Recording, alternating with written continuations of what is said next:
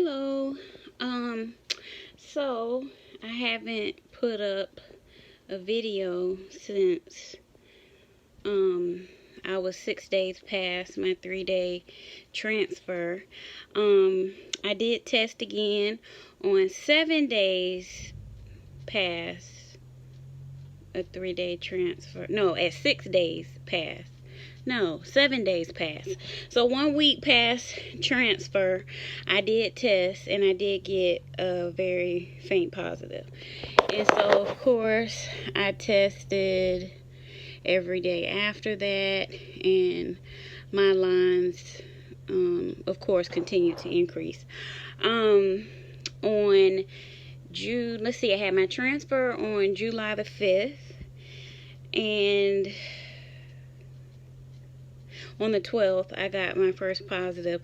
On the 16th, which was last week, I had my beta. Beta was 78. On Thursday, I had another beta.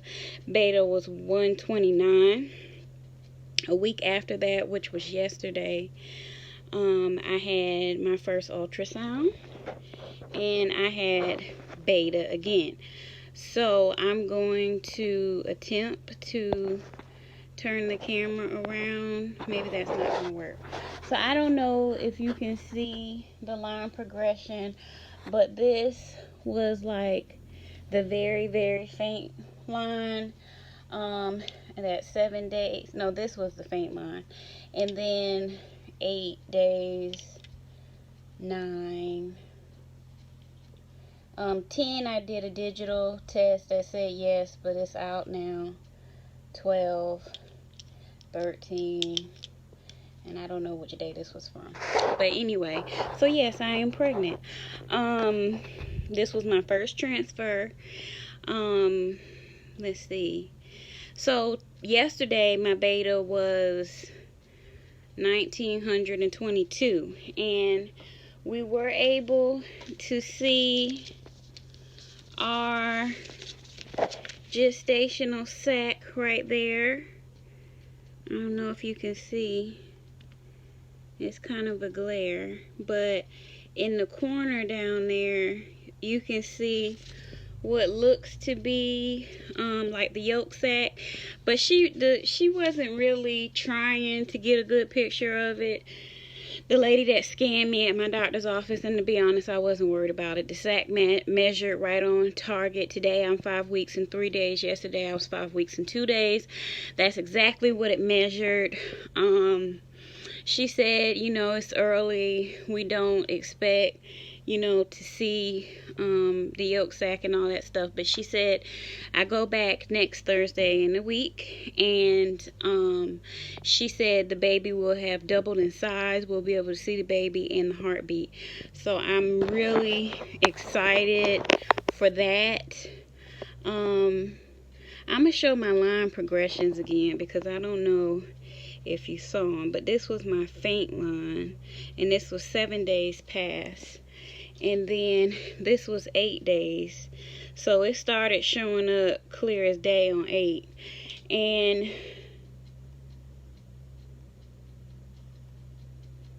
I think this was on beta day.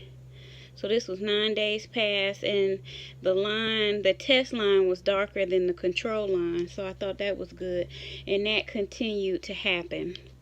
So symptoms. All right. So I've been nauseous, like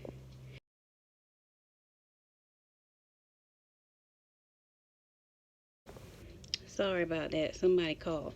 Anyway, I am nauseous in the morning. So I bought these off of Amazon. They help. I also bought some mango ginger candy. It's by Stork, which is like a female made company. I got that from Walmart actually on the 12th because that's when the nausea kind of started. So the nausea is kind of like, at first it was kind of like, oh, you didn't eat anything, I'm nauseous. And then it was like, I ate. and now I'm nauseous. And so brushing my teeth is interesting because when I brush my tongue, I gag real bad. So it's like, yeah, I can't be brushing my tongue real hard. My uterus feels heavy. Like I said, I'm a big girl. When I lift my stomach up to wash under my stomach in the shower, it's like, oh, it's heavy. And she did measure my lining yesterday, and it was at a 20. And she said, that's great. That's good. That's, providing enough cushion for the baby, and, which is typical. She said that if I had came in the week previous, and let's say I was just like a regular patient, I didn't know if I was pregnant, and they would have measured me and my lining would have been like 18, they would have been like, okay, she's probably pregnant, and, there's just not a sac yet. My fertility clinic closes at 1 on Thursday, so I knew I wouldn't get my beta number back on yesterday. But I was a little concerned about it, but my tech was like, well, we see the sac, so you have to be at least 1800. And she was right, because my beta yesterday was 1922. So everything is where it needs to be. The baby is implanted like at the top of my uterus where the baby was placed on transfer day. So I'm excited. I thought I would be emotional. I haven't cried yet. I thought I would be emotional when I saw the sac, but I think next week when I see that heartbeat, I'm probably going to lose it. That's probably going to do it for me. But anyway, I just wanted to do a quick update. She did see, I don't think she got a picture of it, but I'm going to see if I can show you. On here, it's like a little black area, like right there, and then like right here, and then right there. When she put the speculum in, it looked like it could have been 2 other sacs. And I was like, no, it's not. It can't be 2 other sacs because we only transferred 1. And she was saying something about, well, sometimes it could be like a split or something, phantom something. But she said it could just be blood vessels. I am kind of concerned about that because, of course, I went on Google and started researching like SCH and how it looks on an ultrasound. Now mind you, I have not spotted since I was 4 and 5 days past transfer, even though I really feel like she was sticking the probe up there pretty good, and I thought I would spot. I have not spotted. So the baby is high up in my uterus, which is great. So I'm not really concerned about it, but I am concerned about what those 2 little areas were. Now, I did not see my doctor yesterday, but I'm assuming I will see her next week. So a little concerned about that, but not so much. I was cramping on yesterday, but they said that's normal. I was cramping a little bit today. Let's see, I've been nauseous definitely at night after my husband gives me the progesterone and oil shot. I'm just done. We were doing it at 8, but we pushed it back to 9:30 because it makes me so sick afterwards. I can just go on to bed. So yeah, that not having as much gas on my stomach. I know I told y'all about that. Like, it's just like I have a lot of air on my stomach and I need to burp. So instead of me always drinking a Sprite, I went and bought those bubbly waters, and I've been drinking those. Haven't had that as much. My breasts they hurt so bad. Like, I don't know. Like, I probably would benefit from sleeping in a bra, but I don't. So every time I roll over, turn over from one side to the other, I suffer. I'm peeing more frequently, which if you know anything about your uterus, naturally it sits on top of your bladder anyway. But I have an anteverted uterus, which means mine kind of goes like that. So mine is more on my uterus than normal. I guess anteverted is normal, but I mean it sits more on my uterus than probably other people. So I'm going to be peeing a little bit more frequently. But what I've been noticing in the last week is like I'll wake up in the middle of the night to go to the bathroom, and it's not a lot. Like it's just like, really, I had to wake up and come. So I don't know if the heaviness of my uterus is just causing like spasms, and it's just like I go pee and it's like tinkle tinkle. I don't have a UTI. On beta day, I did pee in a cup.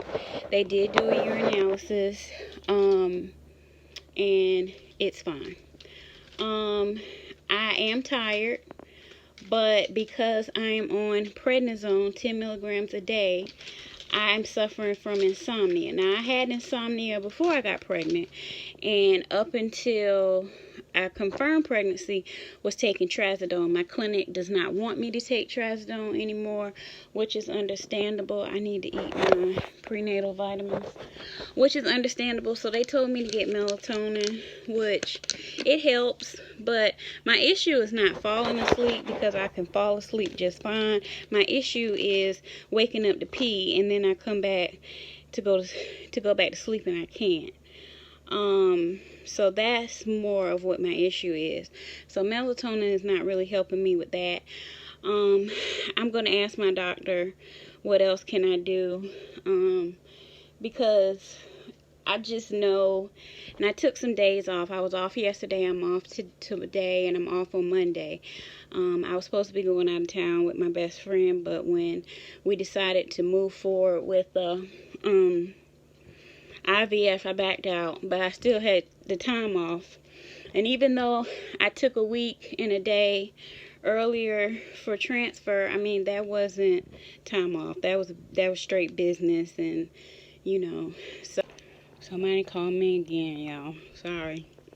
I'll figure this YouTube thing out one day. But anyway, I'm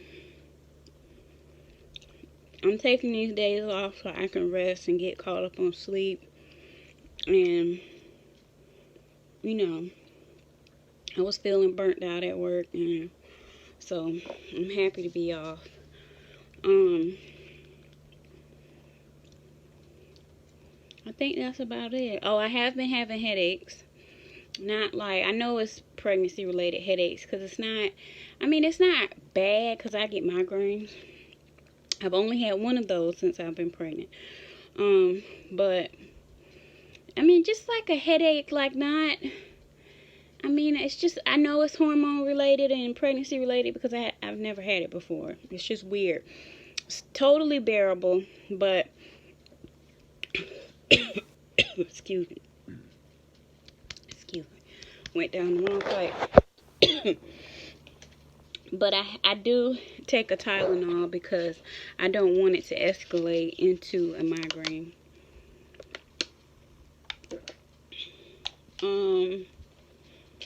I've told a couple of people at work, but people are saying things like, "Oh, you're glowing," and I'm like, shit, you know.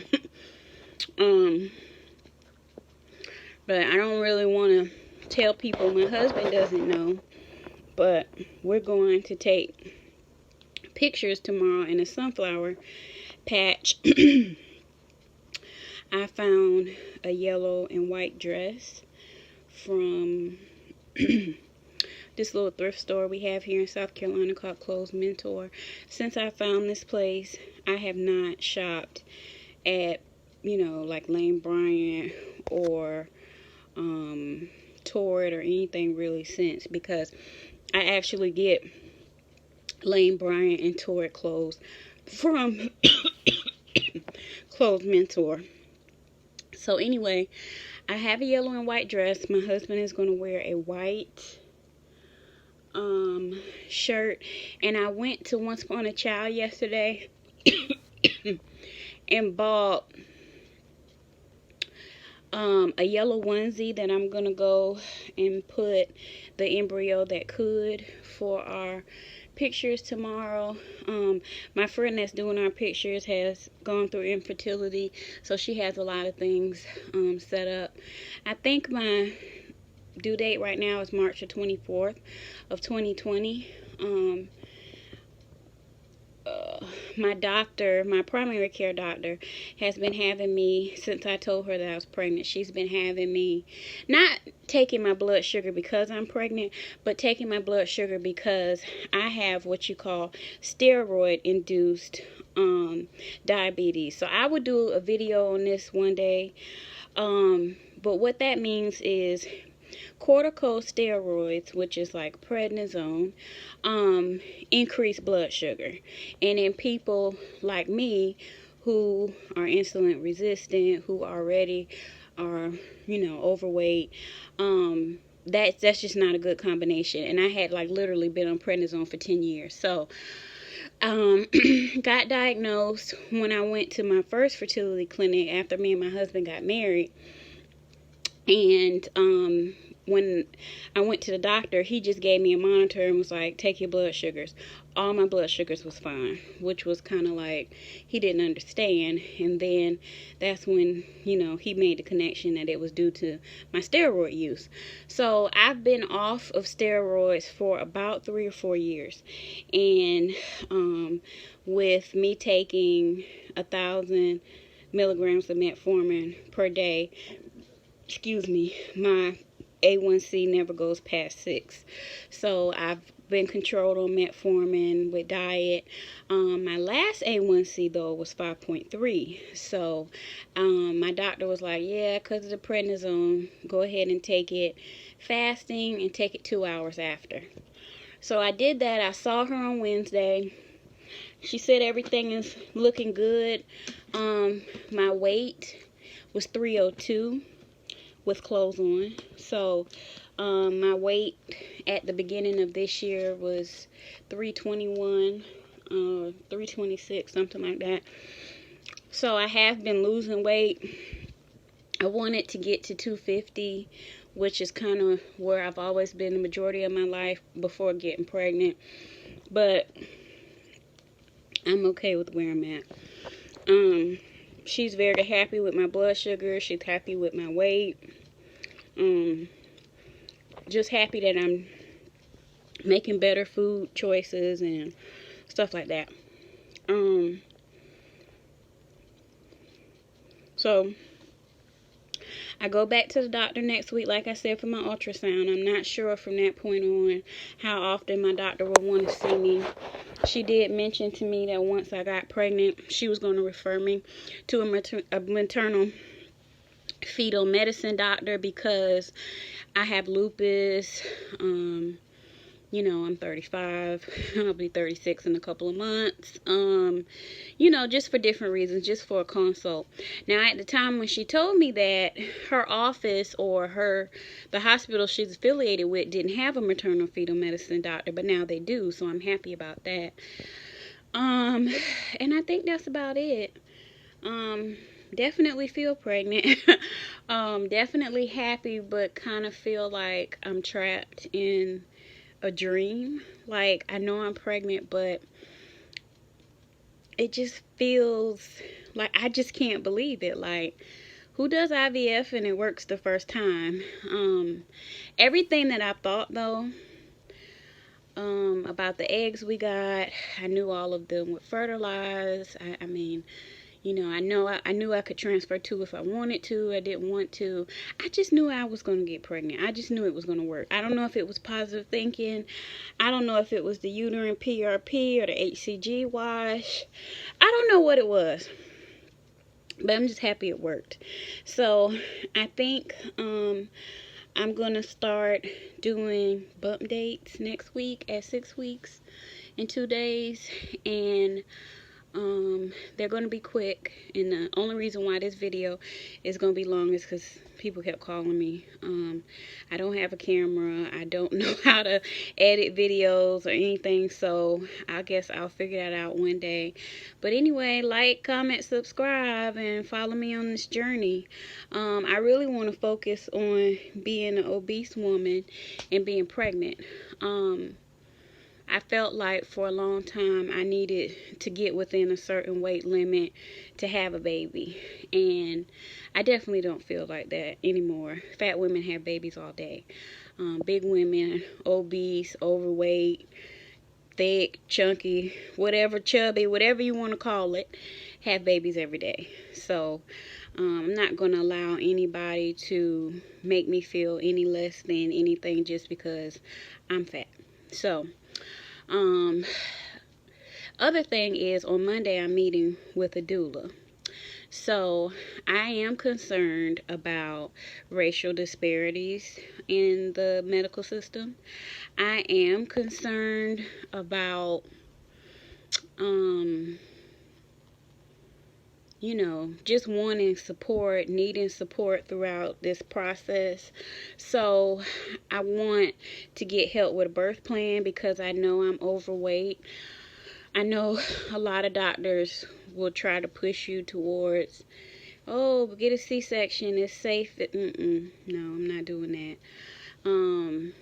I don't see a reason why I shouldn't be able to push this baby out. Of course, if it comes down to it, if me or my child's life is in jeopardy, by all means, cut me. But my doctor's not like that. She wants me to push it out, you know, unless my life is in danger, or the baby's life is in danger. So I'm not worried about that. But I want to do a birth plan. I have a lot of questions, and I think a doula is just the best way to go for me. So I'll let y'all know how that goes next week. Anyway, holla.